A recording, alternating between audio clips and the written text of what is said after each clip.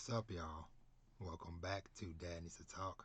I'm your host, Robert, and today it is a beautiful Friday to talk about some Fire Force manga.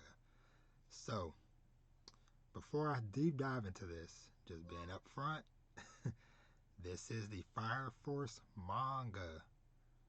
This is going to be a full spoilers for everything that's happened past season 2 of the anime up to where the current chapter is as of the time of me recording this, which is chapter 197.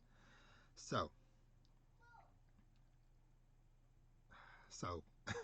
I guess just kind of a little bit just explaining like what led me to doing this. So as I put on my title thing, New Year, New Manga.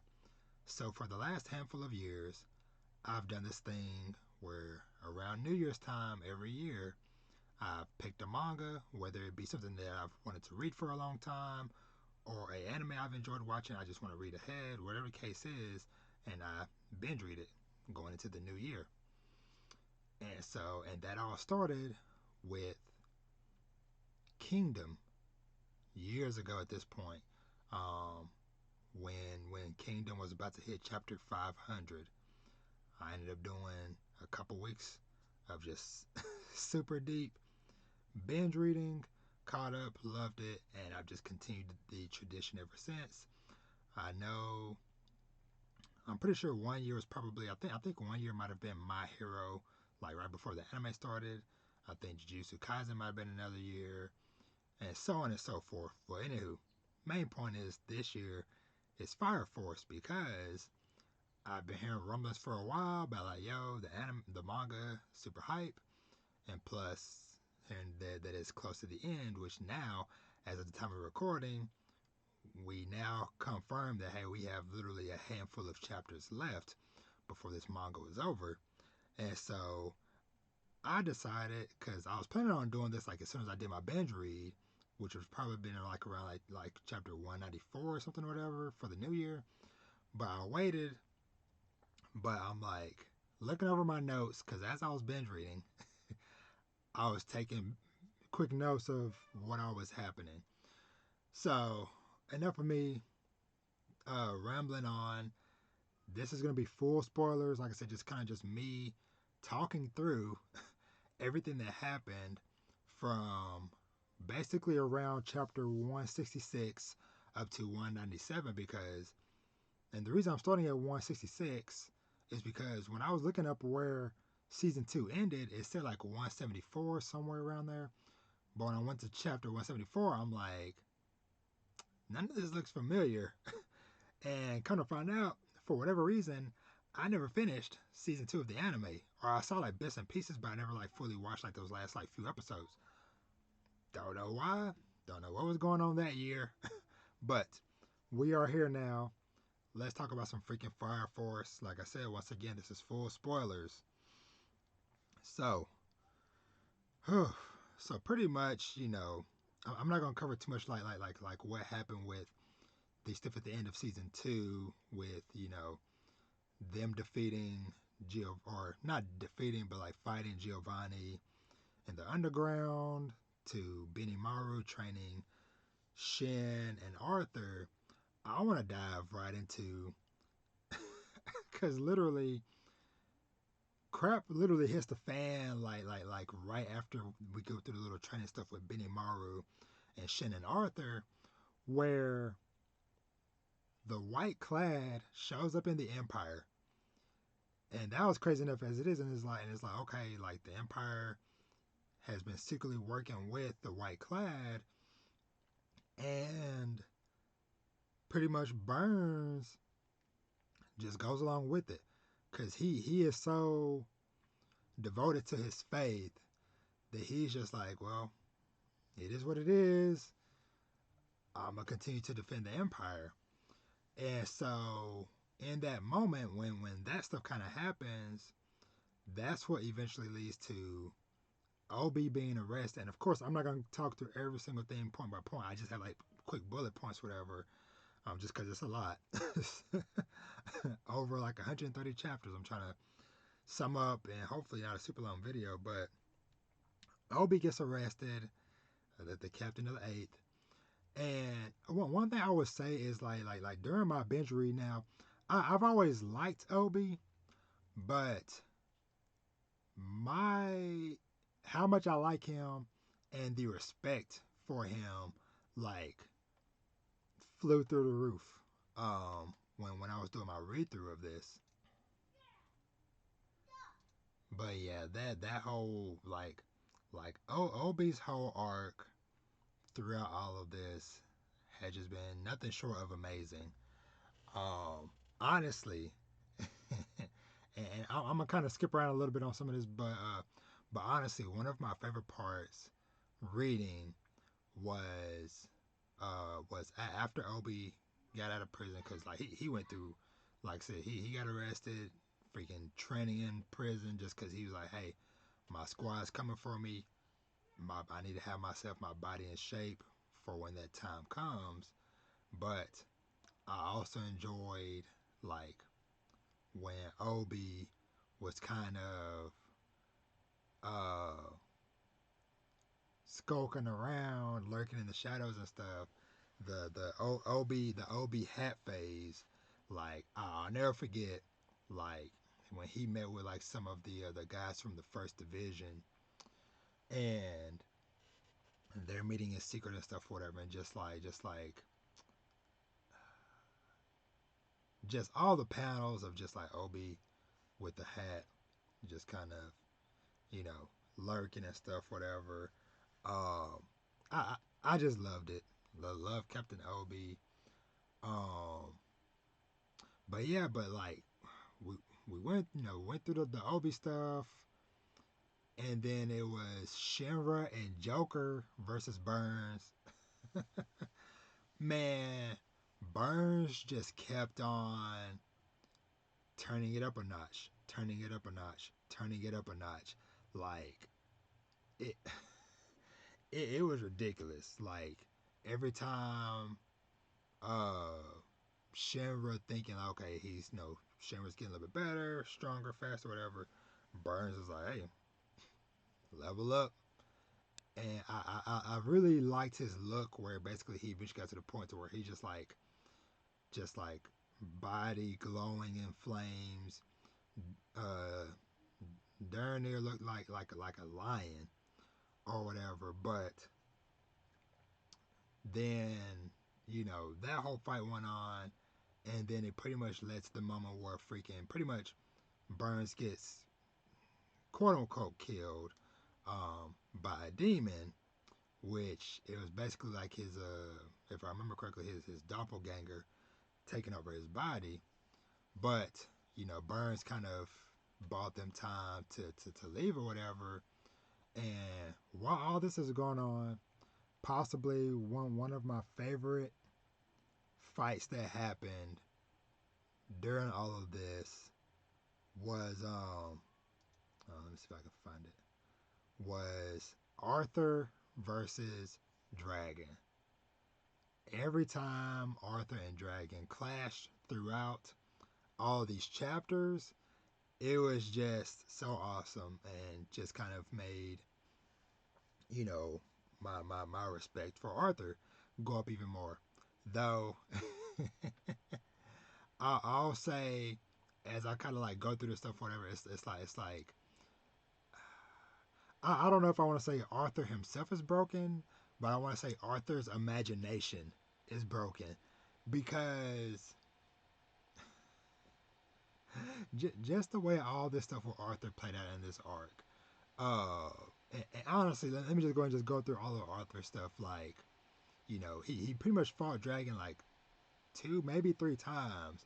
Like, first he got his sword broken the first time, and then Arthur and Vulcan went on a journey to try to basically forge him a new sword, which, because of Arthur being dim-witted, led them into the Nether, where they encounter Arthur's freaking long lost parents that left him as a child. His parents have been in the Nether for the last 10 years or however long, and they've also had other kids. And just learning that, like, oh yeah, his dad also has a wild imagination. But it seems like his dad also kind of like foreshadows and foresees certain events and stuff, whatever. But it was just kind of random but cool, just the fact that like, oh, Arthur's parents are alive, and they just been hanging out in the underground, basically, whatever. And Arthur has more siblings, but on this adventure, they find a piece of a spaceship, the metal from a spaceship or whatever, and that's what Vulcan uses to begin forging Arthur's new sword. So going from there, like stuff just continues to spiral and go crazy. Cause while this stuff is going on, eventually we get to a point to where giant pillars and giant infernals start popping up all over the place. And so, of course, they figure out, okay, it's gonna be 8 pillars because of the 8 pillars like Shinra and Sho and all of them. But it's like when that first giant showed up, like at the end of that one page, the one chapter, when the first pillar shows up, and it was like, what the heck is this thing? And then a humongous infernal showed up, and it's also like, what the heck is that thing?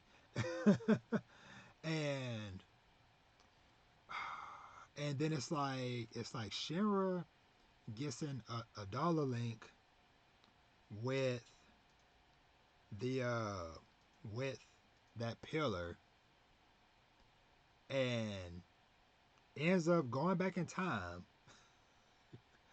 And that's one thing I loved about reading this was like the absurdity of some of this stuff, but well, not necessarily he went back in time, but he saw the world before the last cataclysm, and the way they depict the world before pretty much makes it look like just like regular life, like us, like real life people, whatever.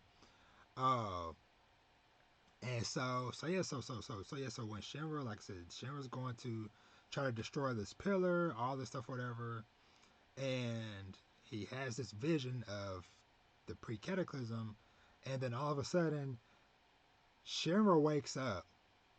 3 months have passed.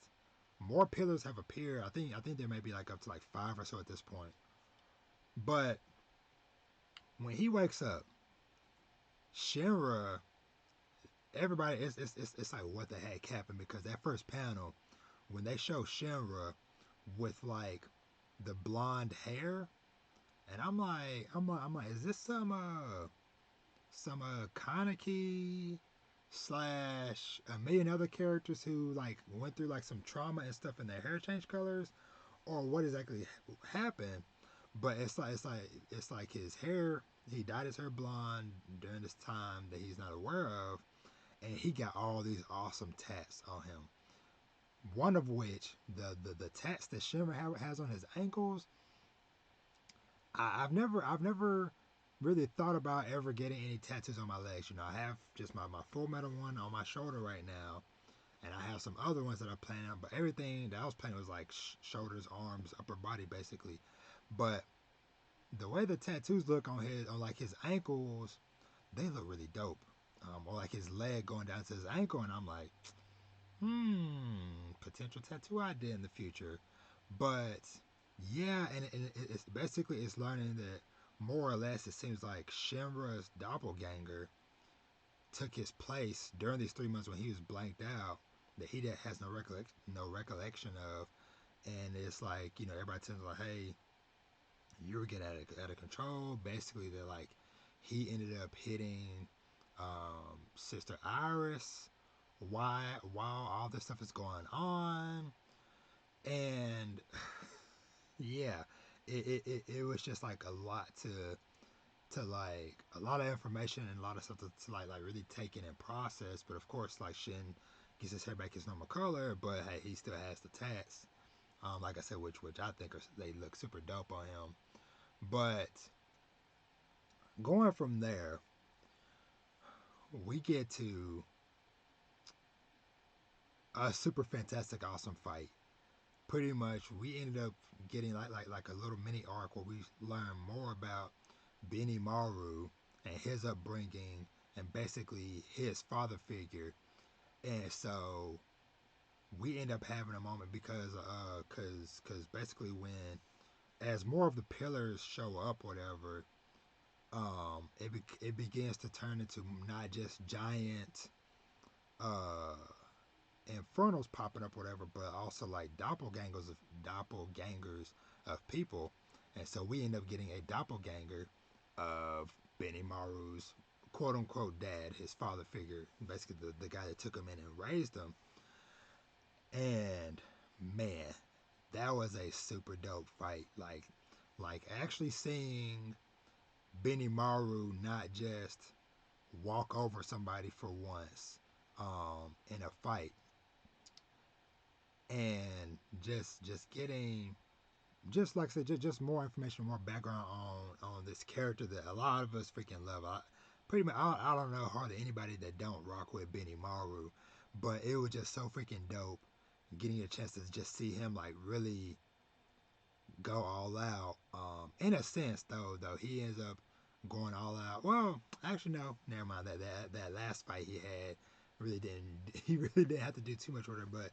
But this fight or whatever, just like him having to learn the that perfected like sun technique or whatever.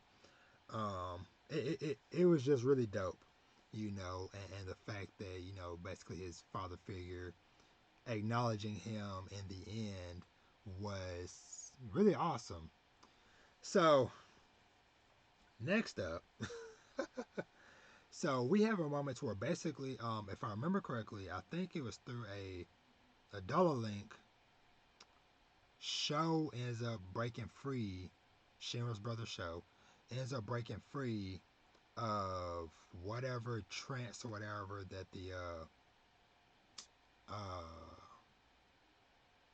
I can't remember, basically like that one of the other pillars kind of put him in. And then we kind of get like this like side story where basically Show ends up escaping, going off doing his own thing with Arrow, and basically Show ends up um, basically digging into their family history and pretty much learning that there's no record of him or Shinra having a dad, and basically his mother had a virgin birth, like the Virgin Mary in the Bible. And just like,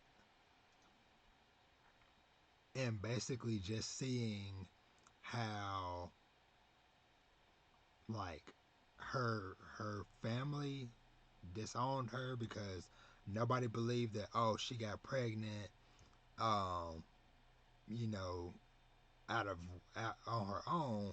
People think like, oh, she sleeps with so many people she don't even remember who the dad is, and she's like, no, this just happened. But not just the fact that it happened once, but it happened twice.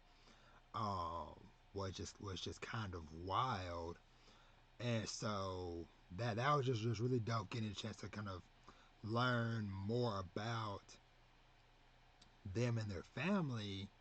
And I'm trying to think where I'm gonna go ahead and just mention this part now while I'm thinking about it. But basically, um,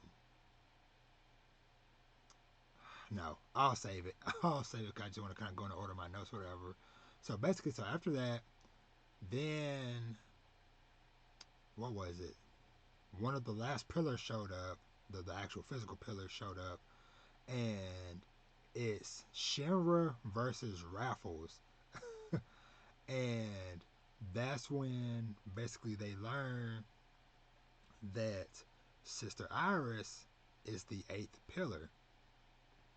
Now, during all this stuff, because dang, I don't even think I didn't even make notes of this, but along the way, during all this stuff, like a little bit earlier, uh, we got a small like little mini arc where Captain of the Fifth, Hibana, where she went back to like the location of the orphanage that burned down when her and Iris were kids, and they basically discover this like underground like lab area or whatever, and they encounter I can't think of the basically the old lady that basically raised the girls, whatever, and kind of find out that she's also a pillar, uh, and that her ability, she kind of like creates like these like quakes or whatever, and she's the one that's kind of like been triggering the physical pillars to pop up. But anywho, so Sister Iris awakens as the eighth pillar, and when that happens, then everything starts to kind of like go crazy and unravel. And so that's kind of when all of the people that are that are pillars, that are the eight people that are the pillars or whatever, end up disappearing. Then, while all that's going on, the eighth squad heads to Amaterasu, and then we start getting like a lot more fights and stuff, whatever. And then we get freaking Ogun versus Carrion, because Carrion is kind of like, yo, y'all ain't getting in this building, y'all not getting past me, and so just kind of getting to see Ogun step up and fight against Carrion and stuff. And that was like a really crazy dope fight, and it just like really showcased like, yo, like Carrion is that dude. We thought he was before, but this dude is a complete monster. Um, and this is also where we get Arthur versus Dragons rematch. And so during this fight, uh, basically there's a part where basically like Arthur's still not strong enough, and so we kind of side tangent to where Arthur gets Vulcan to take him back to the eighth, and they literally play Dragon Quest as a way for Arthur to train, so to speak, because he's like, okay, I need to fight this dragon here in the game or whatever, so I can fight it and fight the real dragon. But and this is what I was talking about earlier with like shit, like with Arthur having a broken imagination. So this dude plays Dragon Quest for who knows how long a period of time, whatever. But he then is able to use magic techniques and stuff from the game. So Arthur is basically able to like teleport, cause I'm trying to think did the van get destroyed, or so basically something happened where they're like, man, we need to get back. Arthur just uses a freaking teleportation spell, and he also later on clearly does some like healing stuff, and it's just like, man, okay. The power of imagination is a understatement with Arthur. But anywho, so they go through, and so Arthur and Dragon have their final part of their rematch, and it was wild, it was crazy. These dudes,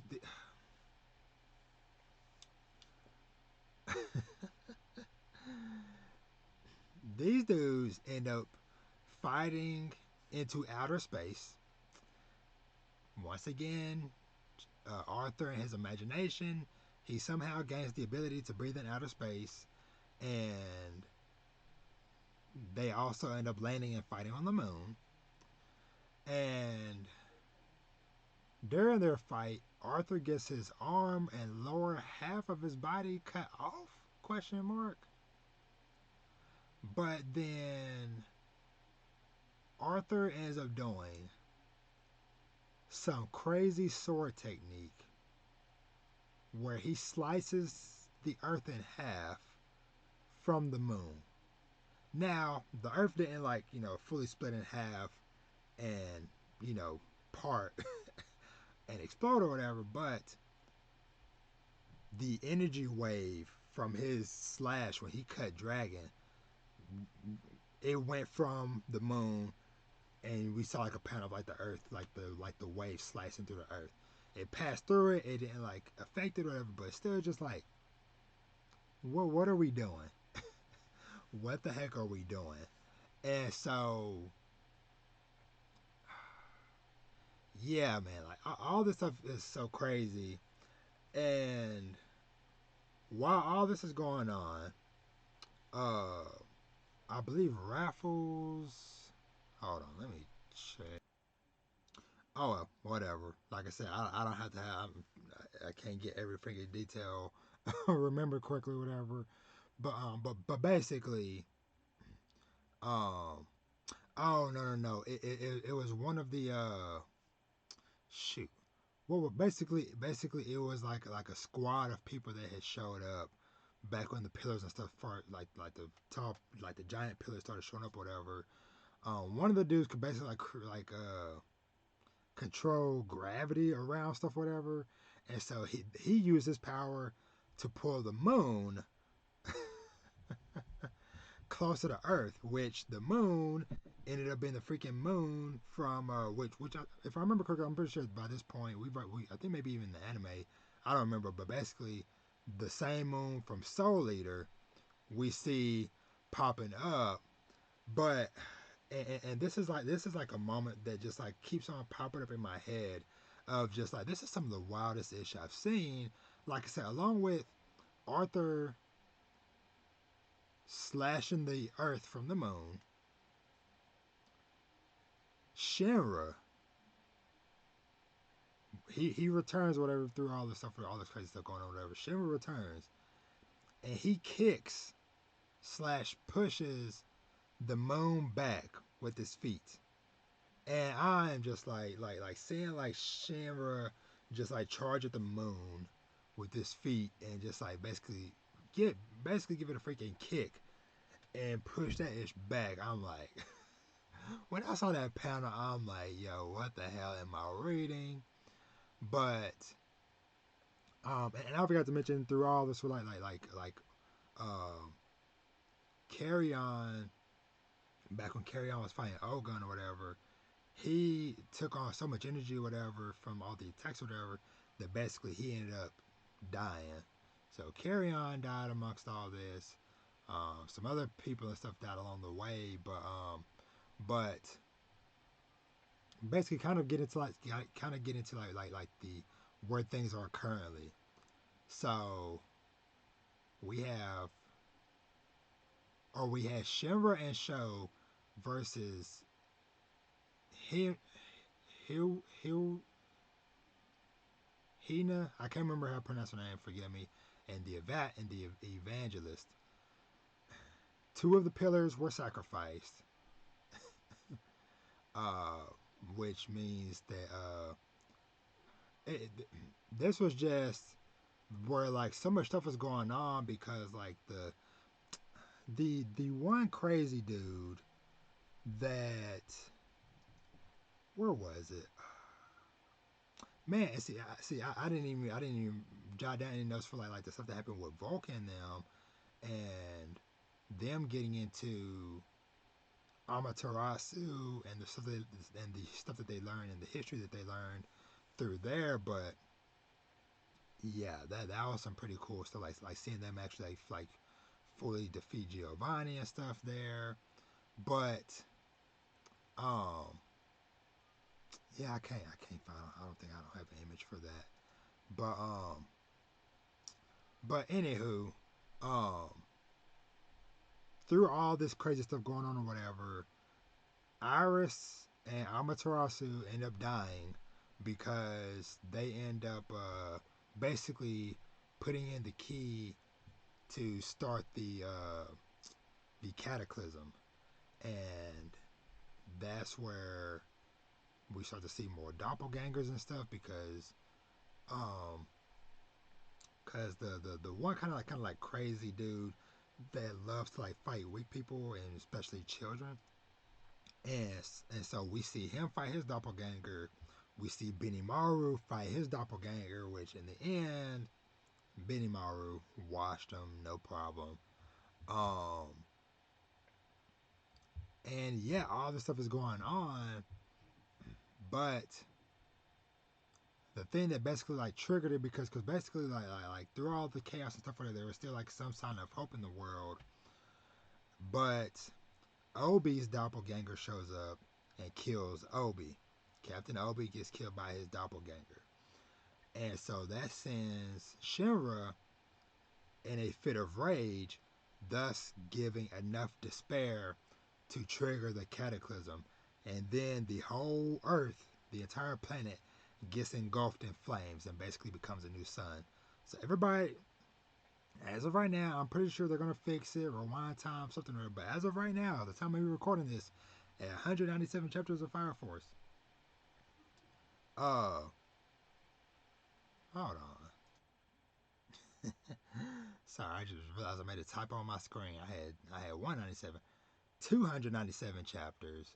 Um, that uh, yeah, basically, yeah, the sun, or like I said, like as of right now, with me recording, everybody else on Earth is dead.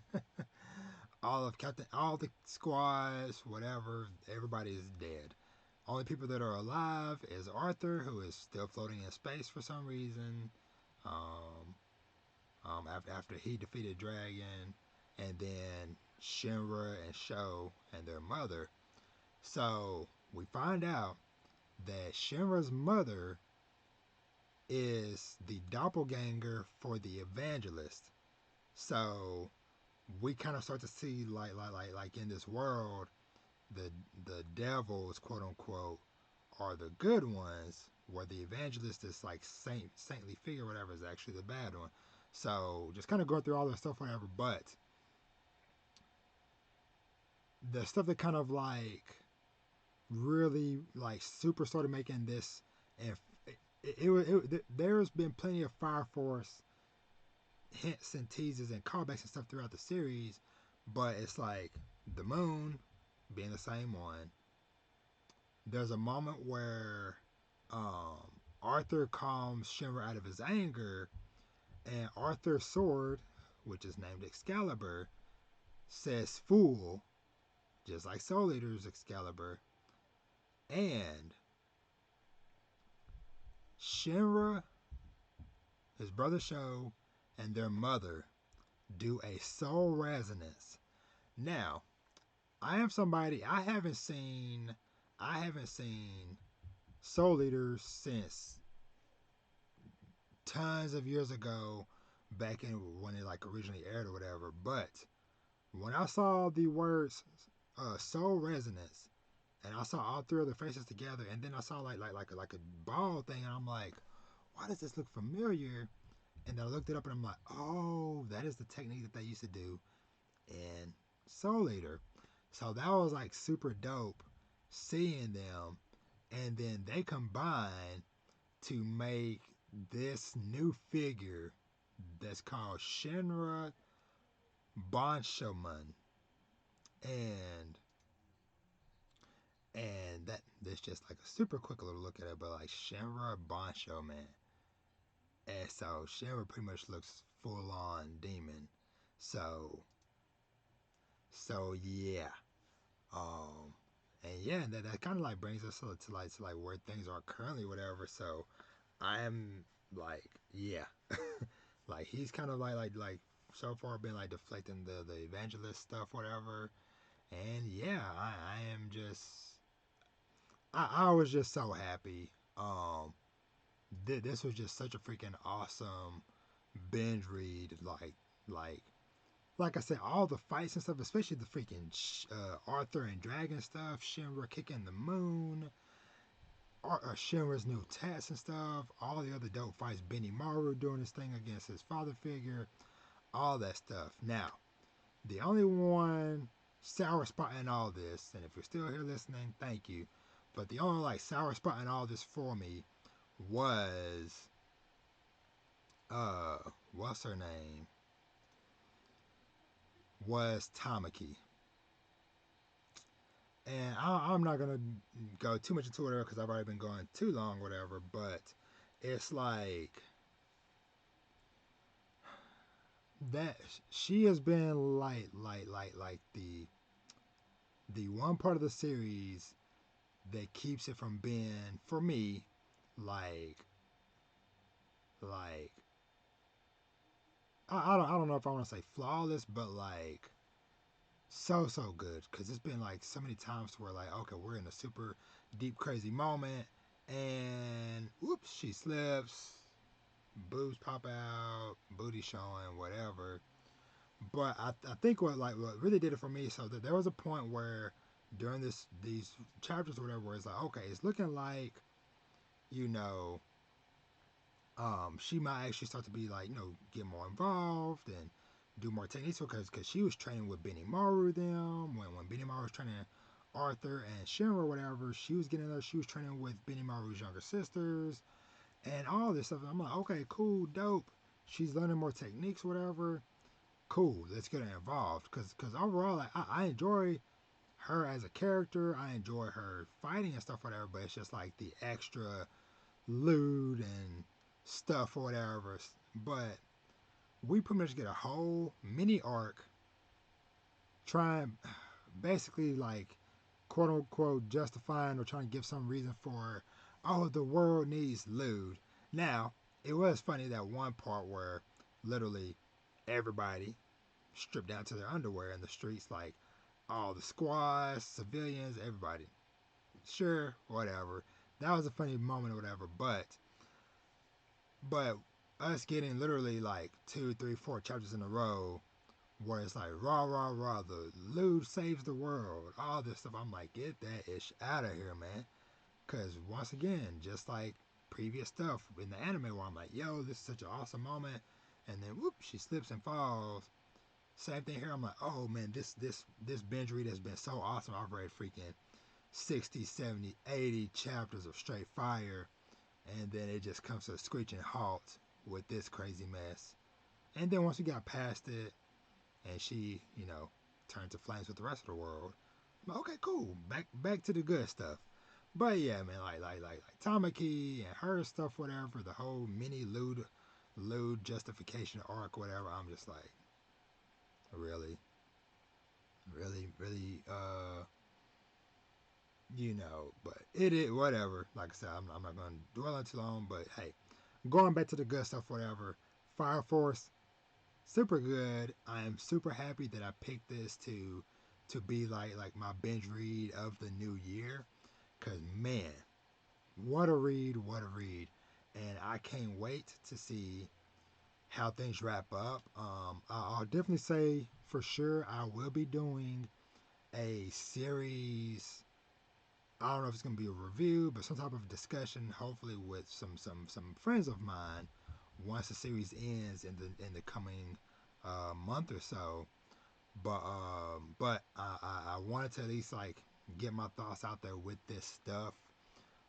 Like I said, it's just like because I was like, I cannot. There's no way I can hold in and retain all this information from now till when the series ends, which would probably put me at like 150 chapters or whatever of information to maintain in my head, which I already kind of goofed up and forgot some stuff, whatever, along the way. But yeah, but one thing I'll just say, I hope that we get an announcement for a season 3 of the anime at some point soon. Hopefully, maybe like next year or something, whatever. We find out that it's coming, cause man, I need to see all this hot action, literally in motion with the amazing sound effects from Fire Force, all that stuff. But I hope if you stuck with me to the end, I hope you enjoyed hearing me ramble and rave about how much I freaking enjoyed reading Fire Force um, over that week's time or however long it was. But yeah, you know, if you're watching the YouTube video of this, make sure, hey, comment down below. Let me know what your thoughts are of the series up to this point. Have you enjoyed this last arc? Have you enjoyed the last 130 chapters? Like pretty much like where season 2 ends to now. Have you enjoyed it? Yeah, as always, everywhere else, hey, feel free to hit me up, tweet at me, hit me up on Instagram, wherever the case is, wherever you can find me, TikTok. I'm everywhere at Dad Needs to Talk. And yeah, let's have some discussion. Let's talk about stuff. Let's get hype as we head towards the end of this series. Like I said, I am just so excited. Of course, it's always sad whenever a series ends, But all good things or all things at some point must come to an end, and I'll be very happy if the author gets to end this how he sees fit, how he wants. Um, though, like seeing all like the real world stuff, whatever, is still like super trippy and weird. But hey, I respect it. But yeah, I'm just ready to see like what freaking Shinra's about to do as he continues to fight with this Shinra Banshomon form and stuff. Because like I said, I think he looks like really dope for that to be his final form of the series. But I'm just curious to see how this all plays out. Because like I said, I'm pretty sure something's gonna happen where he'll be able to revert the Earth back to a normal living place and save everybody that's been burned. Because that would suck if like everybody just remains dead. But hey, don't know. Hey, will this just roll into the Fire Force world now, or where things are gonna go? Because I guarantee it's gonna be even more tie-ins with Soul Eater world. I'm pretty sure gonna be even more tie-ins with that as we go on. But yeah, it's just super exciting stuff ahead. But yeah, so that's gonna do it for this one. Like I said, I hope y'all enjoyed this. I had so much fun doing it. But y'all have an awesome day, awesome weekend whenever you listen to this. And of course, make sure you are subscribed to the podcast feed. Make sure you subscribe to the YouTube channel so you can know whenever I put out more stuff about Fire Force and just more stuff on my podcast, anime, manga, all that stuff in general. And I'll catch y'all very soon. Let's get hype as we see where Fire Force ends. Catch y'all later. Peace.